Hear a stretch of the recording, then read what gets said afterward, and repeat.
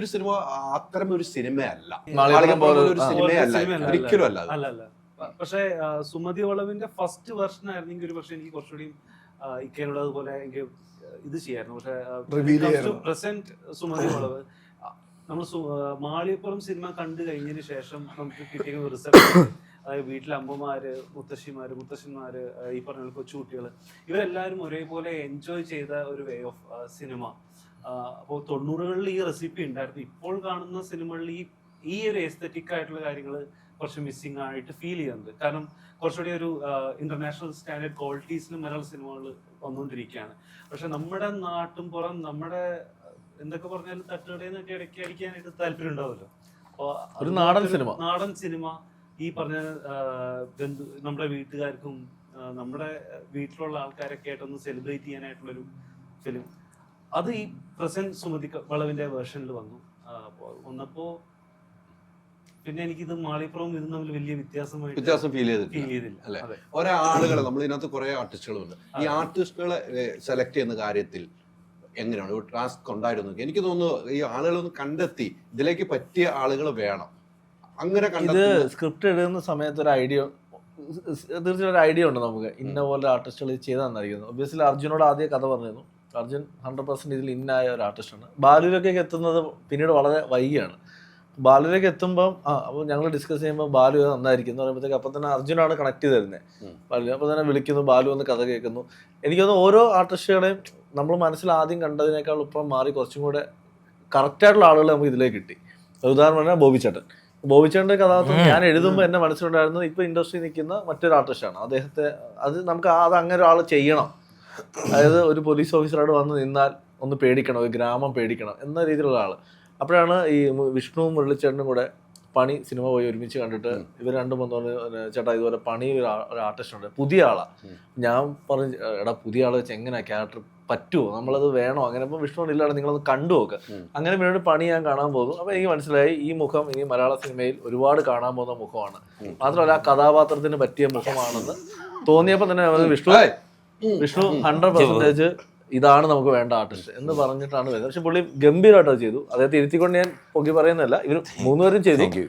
ഇദ്ദേഹത്തിന്റെ ക്യാരക്ടറൈസേഷൻ എന്ന് വെച്ചാൽ വളരെ ധൈര്യമായിട്ട് വരുന്ന ഒരു പോലീസ് ഓഫീസർ. അയാൾ ഒരു പക്ഷേ ആ വളവിലേക്ക് ചെല്ലാൻ പോലും കാണിക്കുന്ന ഒരു ധൈര്യത്തിന്റെ സീക്വൻസുകളൊക്കെ ഉണ്ട്. അപ്പോൾ അത് വളരെ രസമായിട്ടാണ് അദ്ദേഹം പ്ലേ ചെയ്തിരിക്കുന്നത്. ഒരു പക്ഷേ എനിക്ക് തോന്നുന്നു പണിയിൽ നിന്ന് വ്യത്യസ്തമായ ഒരു കഥാപാത്രം വേറൊരു സിനിമ പണിയിൽ കമ്പയർ ചെയ്യാനേ പറ്റില്ല. വാറൻ ദേവി എന്ന് പറഞ്ഞ ക്യാരക്ടറായിട്ട് ക്യാരക്ടർ നമുക്ക് കുറച്ചുകൂടി ഒരു റോ റിയലിസ്റ്റിക് ആയിട്ടുള്ള ഒരു അപ്രോച്ചാണ്. പക്ഷെ വെൻ ഇറ്റ് കംസ് ടു നമ്മുടെ ബെഞ്ചമിനായിട്ട് വരുമ്പോഴത്തേക്കും കുറച്ചുകൂടി ഒരു സിനിമാറ്റിക് മാസ്. മാത്രമല്ല അത് ഞാൻ എൻ്റെ ചെറുപ്പത്തിലെ ഞാൻ എനിക്കൊന്ന് സ്കൂളിലൊക്കെ പഠിക്കുന്ന സമയത്ത് ഞങ്ങളുടെ പത്തനംതിട്ടയിൽ ബെഞ്ചമിൻ എന്ന് പറയുന്ന ഒരു ഇൻസ്പെക്ടർ ഉണ്ടായിരുന്നു. അദ്ദേഹത്തെ പേടിയായിരുന്നു എല്ലാവർക്കും. അതായത് ഏതാ അല്ല പിന്നെ ഇതുപോലെ എഴുതാൻ പറ്റുമോ?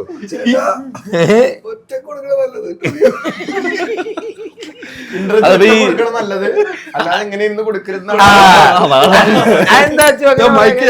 അപ്പൊ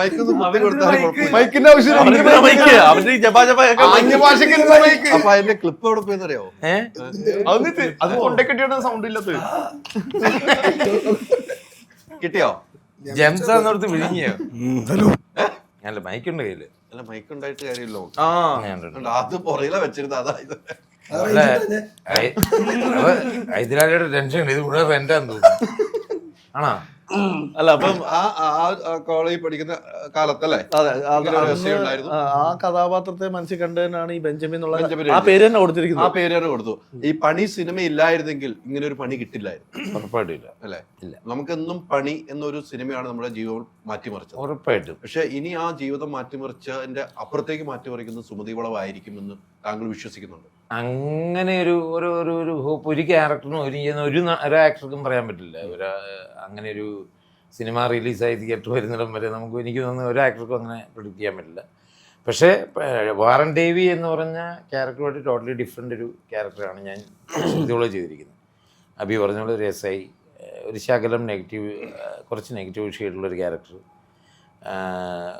ഒരു പക്ഷത്തിൻ്റെ കൂടെ ട്രാവൽ ചെയ്യുന്ന സിനിമയിൽ അങ്ങനെ ഒരു ക്യാരക്ടറാണ് സുമതിയുള്ള ബെഞ്ചമിൻ.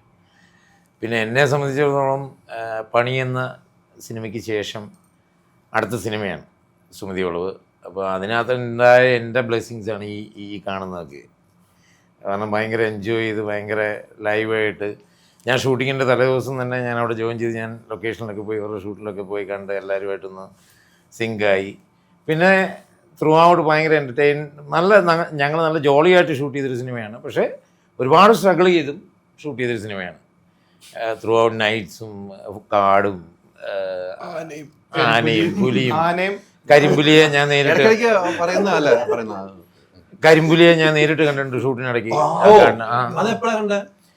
എന്റെ അച്ചു നീ ഞെട്ടുന്ന ഞെട്ടല് കരിമ്പുലി പറഞ്ഞു കൊടുക്കുക, പറഞ്ഞത് കിട്ടിയില്ല. ട്രാൻസ്ലേറ്റർ ജപാലിപ്പുളി സമയം നോക്കി വെച്ചില്ല. ഞാൻ പറഞ്ഞാ പോരെ, അച്ചു ഇങ്ങനെ വെച്ചാ മതി. അതെ, അങ്ങനെ ഒരു കരിമ്പുലിയെ കാണാൻ ഒരു കൊടുങ്കാടിനകത്തൊക്കെ കിട്ടി. അങ്ങനെ ഒരു ഭാഗ്യം കിട്ടി. അതിന്റെ വീഡിയോ വരെ ഉണ്ട് നമ്മുടെ കയ്യില്. അപ്പം ഒരുപാട് ആർട്ടിസ്റ്റുകളോട് വർക്ക് ചെയ്യാൻ പറ്റി. ഇപ്പൊ അച്ചു ആണേലും ബാലു, സിദ്ധുബായി, ഗോകുൽ സുരേഷ്, ഒരു നീണ്ട ശ്രാവണിനകത്ത് വന്നത് മെയിൻ ക്യാരക്ടർ ചെയ്താണ്. പിന്നെ ഒരുപാട് ഹീറോയിൻസ്, ഒരുപാട് ഫീമെയിൽ ആർട്ടിസ്റ്റുകൾ.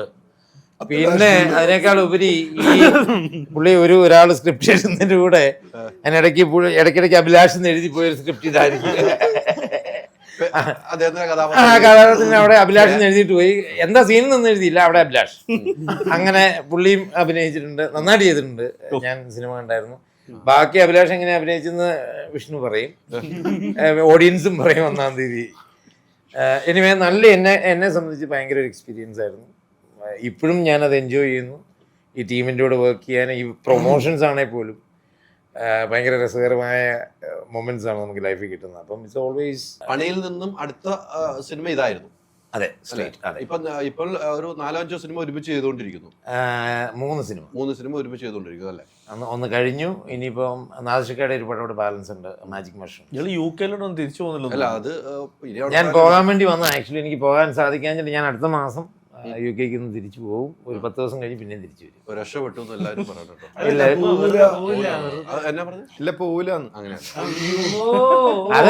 അതൊക്കെ മനസ്സിലാക്കില്ലേലും പോവില്ല.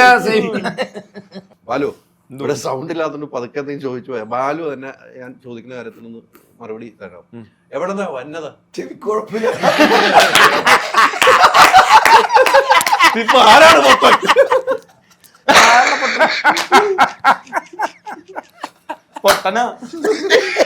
ശരിയല്ല, സൗണ്ട്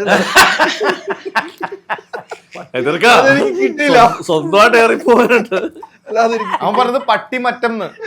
അല്ല, സ്ഥലം പട്ടിമറ്റം. അതാണോ അവൻ പറഞ്ഞത്?